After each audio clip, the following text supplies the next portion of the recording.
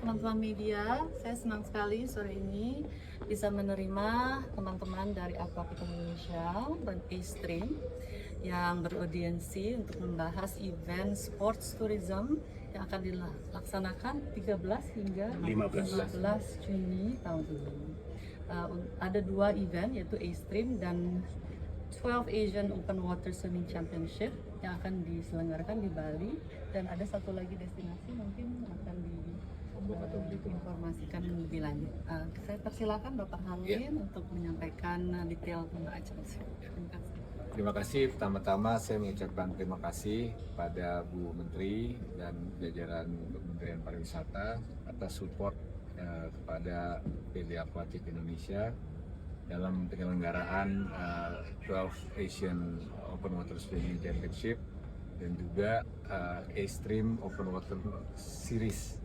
Jadi kita rencananya akan menyelenggarakan ini di Bali, tadi seperti Bu Menteri sampaikan, di bulan Juni 13 sampai 15. Dan untuk khusus A-Stream ini akan kita jadikan IP atau Intellectual Property untuk sport tourism di Indonesia. Jadi kita akan bersama-sama dengan Kemenpar untuk membangun sport tourism di Indonesia, bukan hanya event olahraga saja, tapi ini berupa IP yang nanti berhubungan dengan hospitality, dengan kuliner, dengan juga mungkin expo dan lain-lain.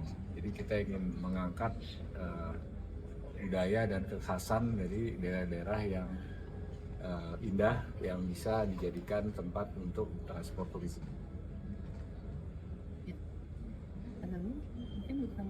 Jadi kami pada intinya sangat mendukung dan senang sekali kita bisa berkolaborasi untuk mempromosikan destinasi Indonesia, bukan hanya Bali, nanti ada destinasi lain, dan mudah-mudahan kolaborasi ini bisa berkelanjutan setiap tahun karena ini bagus sekali, dan minimum ada 750 wisatawan yang akan atau partisipan yang akan hadir, dan banyak juga dari berbagai negara. Dari berapa negara? Ya, rencananya untuk yang Asia itu minimal 20 negara, jadi 20 negara lebih. Kalau A-Stream ini terbuka, jadi A-Stream ini bisa dari wisatawan yang memang sudah sering ke Bali, kita bisa undang. Juga kita berusaha mengundang antusias renang open water ini dari segala penjuru dunia ya. Jadi ini tidak terbatas Asia gitu. Nah ini mudah-mudahan kita bisa bikin secara rutin dan juga berseri di tempat yang bukan hanya Bali. Rencananya kita Belitung, ke Lombok, ke Labuan Bajo, mungkin Danau Toba, Lampung ya. Tahun lalu kita juga bikin di Lampung gitu. Jadi memang ini kita ingin memperlihatkan keindahan tempat wisata di Indonesia dan bukan hanya fokus di Bali.